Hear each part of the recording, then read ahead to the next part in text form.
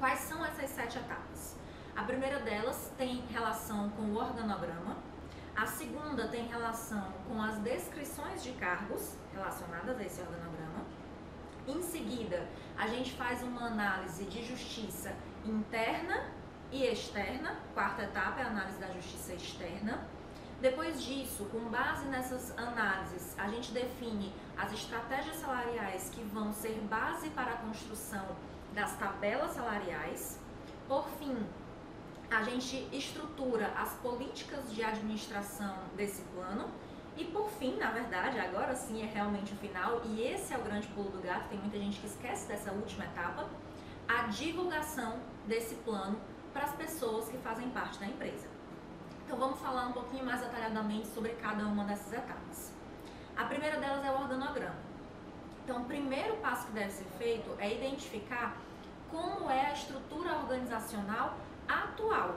Qual é a estrutura de cargos, como as atribuições e responsabilidades estão distribuídas nesses cargos, qual é a relação de comunicação, que cargo é o superior, esse cargo maior da empresa, ele tem quais cargos subordinados, que tem quais cargos subordinados e assim sucessivamente, até você conseguir construir toda a realidade organizacional da tua empresa.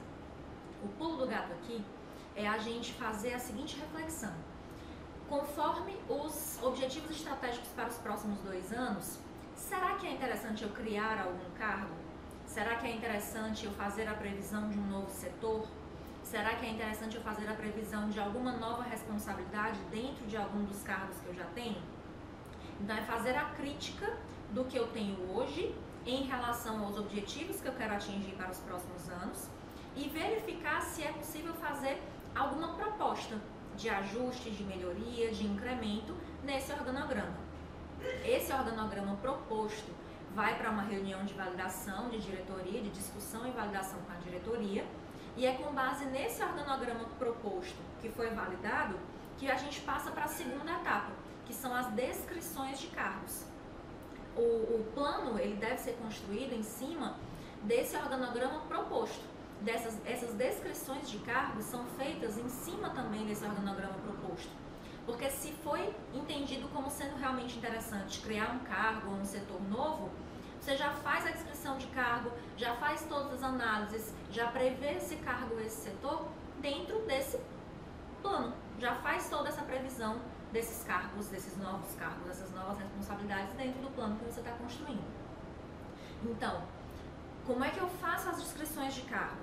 Tem uma série de metodologias que podem ser adotadas, tem empresas que preferem fazer entrevista individual com os ocupantes do cargo, ou entrevista individual apenas com os gestores imediatos de cada cargo. Tem empresas que preferem fazer uma turma e pedir para as pessoas preencherem um formulário. Então, cada uma dessas sistemáticas tem prós e contras. O objetivo final é você entender quais são as atividades, quais são os papéis e responsabilidades e como eles estão distribuídos nesses cargos, para que você possa fazer a descrição e fazer, se for necessário, alguma sugestão, alguma melhoria, tomando como base alguma boa prática que existe no mercado. Muito bem, até agora a gente teve o organograma e as descrições de cargo. A partir do momento que a gente tem as descrições de cargo, a gente consegue fazer 2 análises. A análise da justiça interna e a análise da justiça externa.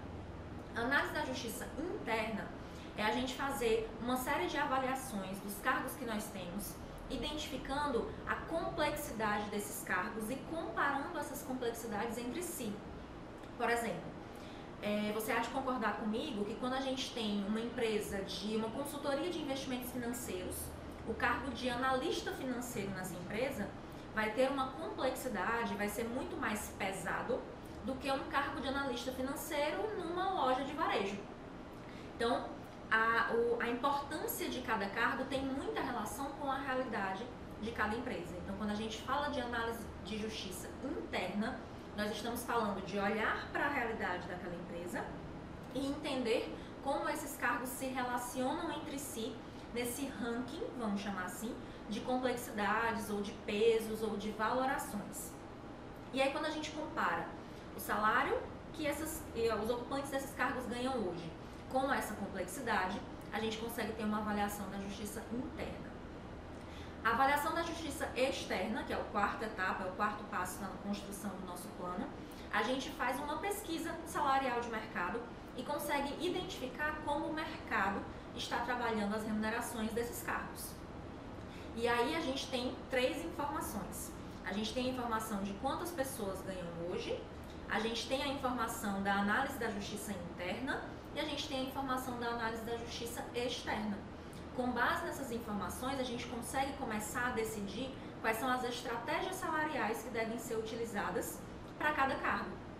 E com essas estratégias salariais, qual é o cargo que eu vou remunerar de forma mais agressiva, qual é o cargo que eu vou remunerar de forma menos agressiva, eu consigo definir, eu consigo construir a tabela salarial, que é de fato a tabela com as várias possibilidades de remuneração que eu vou adotar para os cargos que eu resolvi adotar no meu plano. E essa foi a nossa quinta etapa. Tabela salarial é a quinta etapa. Até o momento nós temos organograma, descrição de cargo, análise da justiça interna, análise da justiça externa, tabela salarial. Muitas pessoas acreditam que quando a gente termina a tabela, a gente terminou o plano. Mas não. A gente precisa ter as diretrizes, as políticas, as orientações de como que a gente vai administrar os cargos, as carreiras e as remunerações. Para que alguém possa crescer na organização, para que alguém possa ter uma promoção vertical ou mesmo uma promoção horizontal. Quais são os critérios que ela precisa atingir? É uma empresa que vai adotar uma política voltada mais para a meritocracia, voltada mais para o tempo de empresa? Que critérios eu quero adotar? O que eu, enquanto empresa, quero comunicar para os meus colaboradores quando eu me refiro à administração dos cargos, carreiras e remunerações? Então, tudo isso precisa estar descrito de forma clara nas políticas. Depois que a gente tem isso muito claro nas políticas, é importante que a gente divulgue. E aí sim a gente chega na última etapa da construção do nosso plano. É preciso que as pessoas saibam que critérios são esses, é preciso que as pessoas saibam o que a empresa valoriza, se é meritocracia, se é tempo de casa, o que é. É como se a gente estivesse falando de um jogo que vai passar a ser jogado. As pessoas que vivem naquela empresa, que fazem aquela empresa, que fazem a empresa ser o organismo vivo e dinâmico que ela é, precisam saber quais são as regras desse jogo. É importante que haja um momento que seja muito bem trabalhado junto com esses colaboradores para que essas políticas e diretrizes sejam comunicadas e todos fiquem sabendo quais são os critérios, todos fiquem sabendo quais são as possibilidades de crescimento, quais são as trilhas de carreira, o que eu preciso fazer para poder crescer na minha carreira dentro da organização. Então, quando a gente segue as etapas de organograma, descrição de cargo, análise da justiça interna, análise da justiça externa, com base nessas informações, definição das estratégias salariais que vão compor a minha tabela salarial, definição das políticas, diretrizes e critérios que vão compor as políticas de administração do meu plano. E, por fim, a divulgação de tudo isso para os colaboradores, a gente tem um plano de cargos, carreira e remuneração que, de fato, é o mais adequado para a realidade da tua organização. Eu espero que você tenha gostado desse conteúdo, que ele tenha te ajudado. Se você tiver ficado mais alguma dúvida, baixe o e-book que a gente está disponibilizando, que lá vai ter um pouco mais de detalhes sobre tudo isso que a gente conversou aqui hoje. Obrigada!